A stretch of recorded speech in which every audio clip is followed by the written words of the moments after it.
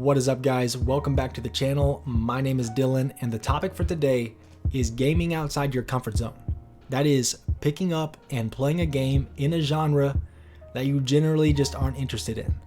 And I feel like over the years as gamers, we kind of hone in on a select few genres of video games that we know we like, and we just gravitate towards those games forever and ever.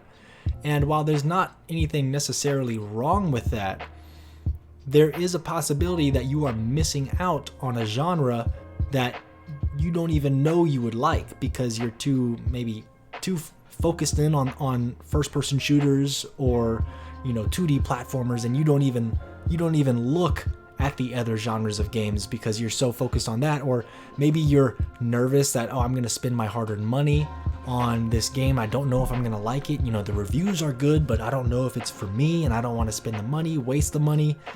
There's a lot of thought that goes into purchasing a game, and sometimes we just tend to ignore those genres that we never really fell in love with as kids or in our teens, and therefore, they're just not for me. I'm not going to play them. And I was one of those people. That was until this last year, and that's where the true content in this video gets started, with this game right here, Dragon Quest XI S Definitive Edition. Alright, now this is a turn-based JRPG that I did not expect to enjoy whatsoever. And that is because I had very, very few experiences with turn-based JRPGs. I would say really the only experiences I had with them were Pokemon when I was a child. I grew up in the 90s. I played red version, blue version. I played up to silver and gold. I don't know if I played past silver and gold. Like after that, dude, me and Pokemon, I don't know. I just kind of grew out of it for whatever reason. And so I gained this notion in my brain that, well, because I don't like Pokemon, which is a turn-based RPG, I'm not going to like any turn-based RPGs because they're probably all very similar. And that obviously could not be farther from the truth. And that is when Dragon Quest XI S comes in. This game was talked about in a Nintendo Direct, and immediately following the Direct, my buddy Thomas, I was talking to him about, everything that was shown in the presentation, and he said, Dragon Quest XI, man, you got to get it. I said, I don't know, turn-based RPGs aren't really my thing. They don't really, speak to me. And he said, no, you don't understand. This game is a must-play. 10 out of 10, you're buying this game.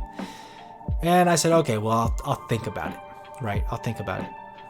I did some research in it, and yeah, everyone was saying that it was fantastic, amazing, it was a perfect game.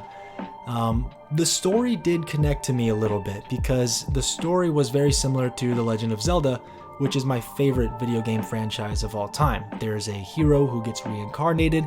He has to find or forge the divine blade and destroy the Demon King, right? I was like, okay, that resonates with me. That sounds a lot like Legend of Zelda. That's a franchise I enjoy. Okay, fine, that's enough. I will buy the game when it comes out and give it a try. Well, I bought it, I played it, and it is now my #1 favorite game I've ever played in my entire life. The game is fantastic. And while I'm not going to get into the nitty-gritty details of the game, this is not a review of Dragon Quest, but that just goes to show, and it certainly showed me, that holy crap, there are maybe some fantastic games out there that I'm missing out on because I'm too afraid to try them, to just even give them a test run.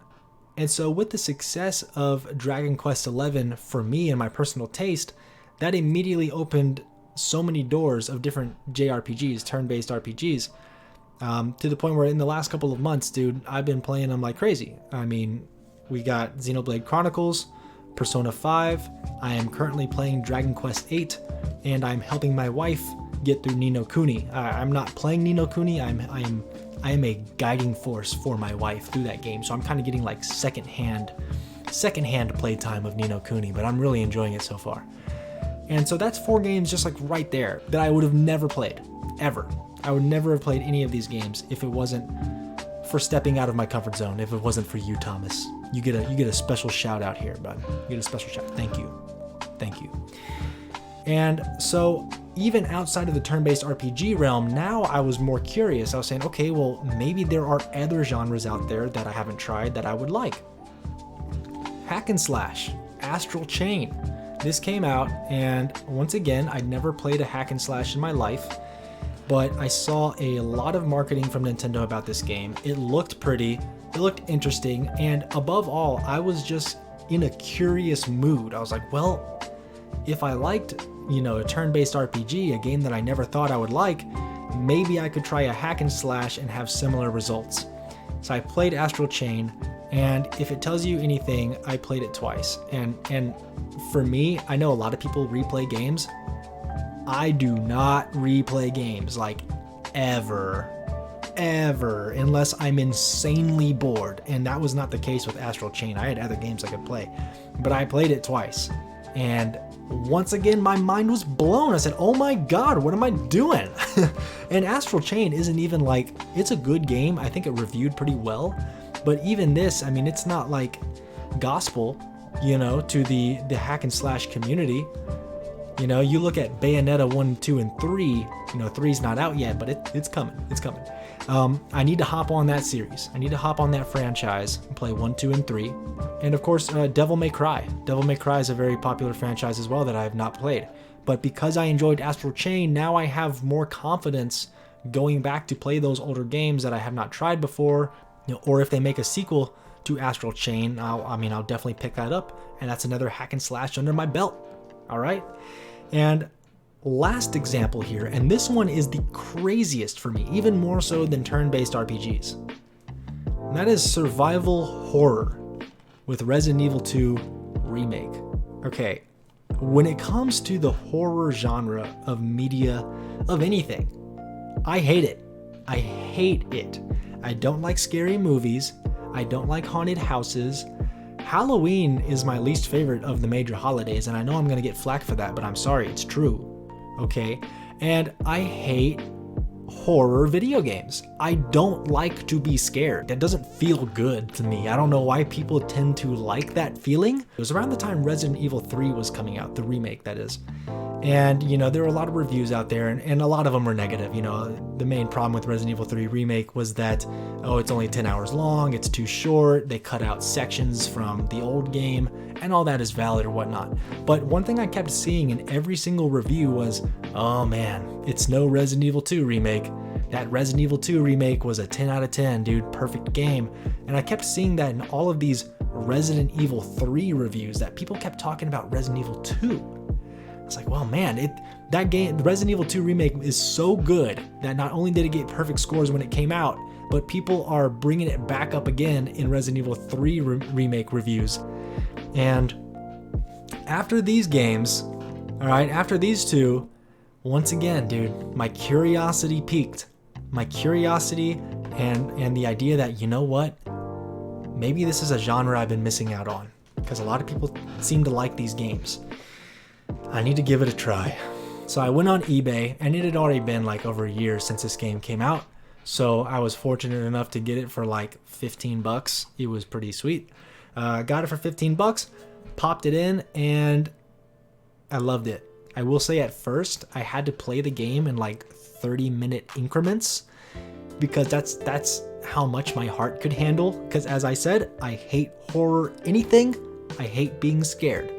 And so I could only handle about 30 minutes at a time of this game, because the zombies and the sounds and the vibe, the darkness was super scary, and I didn't like it. But other than that, I over time adapted, and it got to the point where I was kind of looking forward to the challenge of facing my own fears and, am I brave enough to continue on? And maybe some of you guys are laughing at me as I say this, but that's just how I am, man, dude. The horror games, horror movies, bro, I be watching horror movies like this, like for real. I'm bad, dude. It's bad. It's really bad. But the actual gameplay of Resident Evil 2 Remake was fantastic. The controls felt so smooth. The inventory management was like god tier. The organization and the sounds as you're moving items back and forth between a chest and your inventory, and you got to make sure you always have enough ammo and herbs, and you can combine objects to make other items. Ugh, it was good, man. It was so good. Everything else was so amazing that it made the feeling of being scared shitless all the time totally worth it. And as I said, by the end of the game, I was cranking out like 2 to 3 hours per play session, and no problem.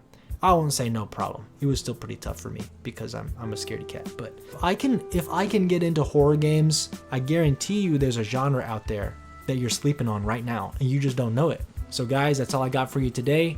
I hope this video is the push you need to go out there and try something new, and I hope it works for you. I mean, I'm not guaranteeing anything, okay? Don't come back here with hate comments, you know, but it worked for me on 3 different occasions, and I don't know why it couldn't work for you guys too. Like, subscribe if you enjoy the content, and I'll catch you on the next one, guys. Peace.